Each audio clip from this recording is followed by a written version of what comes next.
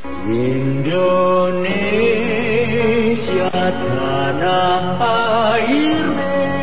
Sang proklamator dan Presiden Republik Indonesia pertama, Insinyur Soekarno, adalah sosok karismatik dan penuh pesona. Pengaruhnya pada dunia tak perlu diragukan lagi. Kisah mengenai perjalanan beliau pun selalu menarik untuk ditelusuri, termasuk tempat-tempat yang pernah dijadikan persinggahan, pelarian, dan pengasingan semasa beliau memperjuangkan kemerdekaan Republik Indonesia. Dan dari tempat-tempat persinggahan ini, ada beberapa tempat yang diliputi mitos serta berbagai kisah misteri. Di mana sajakah itu dan seperti apa kisahnya? Berikut 7 mitos tempat persinggahan Bung Karno versi on the spot.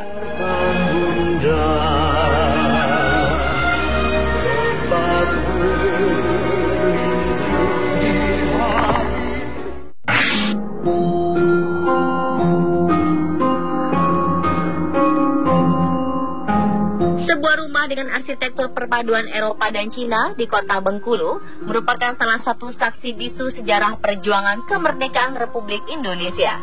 Pasalnya, bangunan ini merupakan rumah pengasingan Bung Karno pada 1938 hingga 1942. Selain kisah perjuangannya, ada sesuatu yang menyita perhatian di rumah yang telah ditetapkan menjadi benda cagar budaya sejak 2004 ini.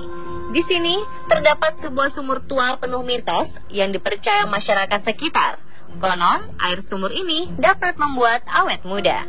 Selain itu, ada juga yang percaya jika pasangan suami istri yang belum dikaruniai keturunan meminum air dari sumur ini, kabarnya mereka akan segera mendapatkan keturunan. Selain awet muda dan lebih mudah mendapat keturunan, masih ada khasiat-khasiat lain yang dipercaya warga, seperti air sumurnya baik untuk kesehatan dan kecantikan.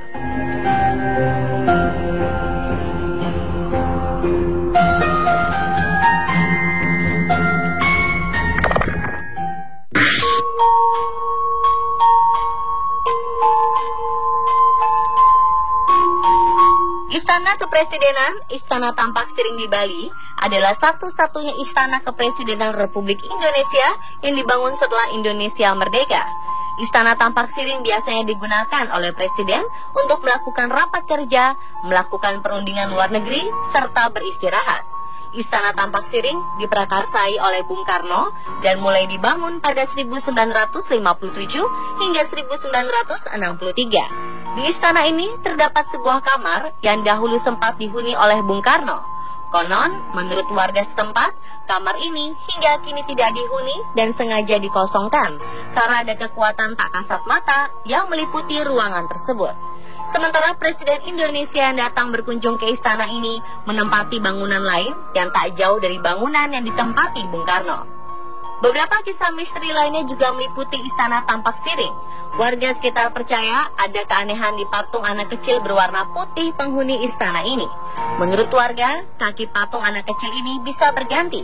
Jika sebelumnya kaki kiri yang diselempangkan di kaki kanannya, di suatu waktu, pada hari dan jam tertentu, terjadi perubahan, yakni kaki kanan yang diselempangkan dan tertusuk duri.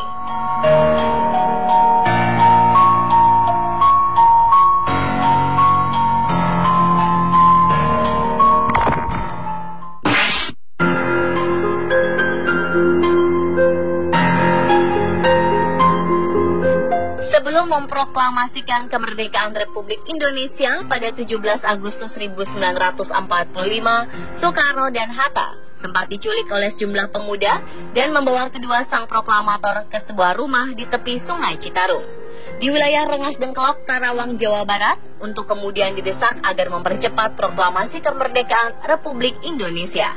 Rumah bersejarah ini sempat dipindahkan dari lokasi semula, yakni dari lokasi berdirinya Monumen Kebulatan Tekad, ke sebuah tempat yang berjarak 100 meter dari Tugu Peringatan Cikal Bakal Proklamasi Kemerdekaan RI. Setelah puluhan tahun cerita pemindahan rumah ini berlalu, berbagai kisah aneh mulai bermunculan. Konon, di rumah yang pernah diinapi Bung Karno dan beberapa pejuang ini, di salah satu kamar yang diyakini pernah digunakan Bung Karno untuk beristirahat, kerap tercium aroma wewangian khas. Di mana kabarnya, aroma wangi akan semakin terasa tercium, terutama di malam setiap tanggal 16 Agustus. Selain aroma wangi, para pengunjung juga mengaku mengalami berbagai peristiwa aneh lainnya. Kabarnya, mereka pernah melihat sosok pria yang diyakini sosok Bung Karno masuk ke dalam kamar bekas tempat istirahat Bung Karno.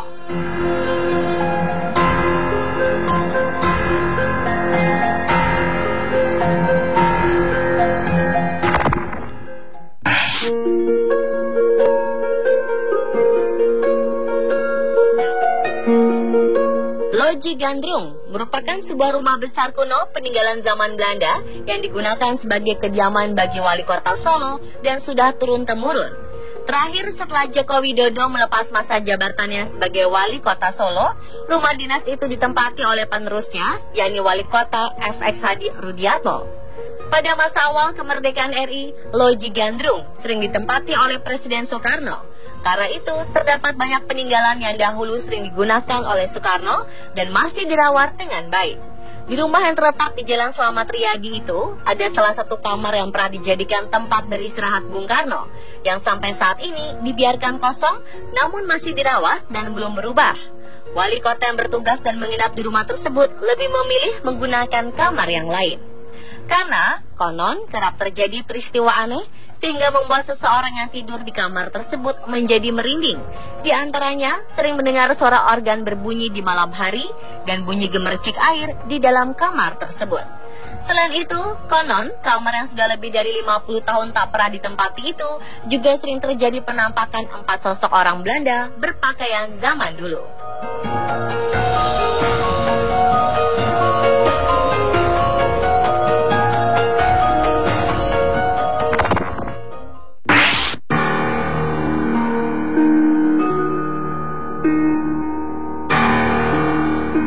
Menjadi destinasi wisata alam, kota Parapat di tepian Danau Toba yang termasuk dalam wilayah Kabupaten Simalungun, Sumatera Utara juga memiliki wisata sejarah. Pasalnya, kota ini juga menjadi saksi sejarah dari perjuangan Bung Karno. Dalam upaya mempertahankan kemerdekaan Indonesia, Bung Karno pernah diasingkan di sebuah rumah bergaya bangunan Eropa di kota ini oleh pihak Belanda pada agresi militer II. Pada akhir Desember 1948, 3 pemimpin Republik Indonesia yang terdiri dari Bung Karno, Syahrir, dan Haji Agus Salim dibuang ke Sumatera Utara.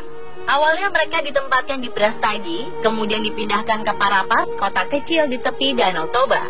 Hingga pada akhir Januari 1949, mereka dipindahkan ke Pulau Bangka, dan di rumah yang megah ini tak luput dari cerita-cerita misteri pengunjung yang menginap. Di mana mereka mengaku sering mendengar suara-suara dan langkah kaki dari ruang pertemuan yang dahulu dipakai Bung Karno. Tidak hanya suara, konon beberapa pengunjung mengaku mengalami gangguan oleh makhluk-makhluk tak kasat mata.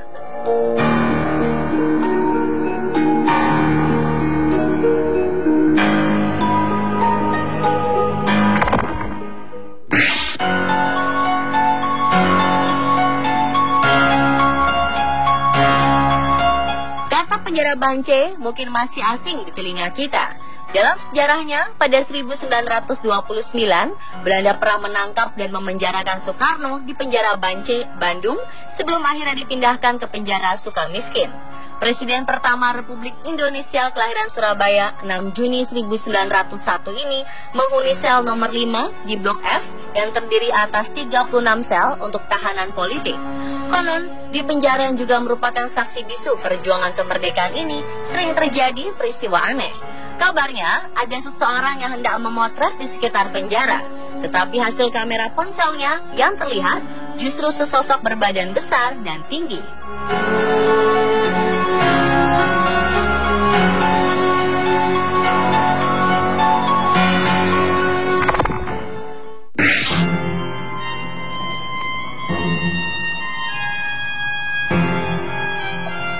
Pada saat agresi militer Belanda 1947 sampai 1948, Soekarno sempat melakukan pelarian ke sebuah rumah di Jalan Patang Puluhan, Yogyakarta yang pernah didiami oleh KRT Purbodiningrat. Rumah seluas 4.213 meter persegi ini juga menyimpan sebuah kisah misteri. Konon, pada saat tentara Belanda ingin menangkap Presiden Soekarno di rumah ini, mereka heran karena rumah yang nampak dari jarak jauh ini ternyata tiba-tiba menghilang secara misterius. Oleh tentara Belanda yang menggunakan pesawat terbang, daerah rumah ini terlihat seperti lapangan kosong. Tentara Belanda yang ada di depan rumah pun tidak melihat adanya rumah di hadapannya. Namun menurut KRT Purbodiningrat, selama menempati rumah tersebut, dirinya tidak pernah mengalami keanehan.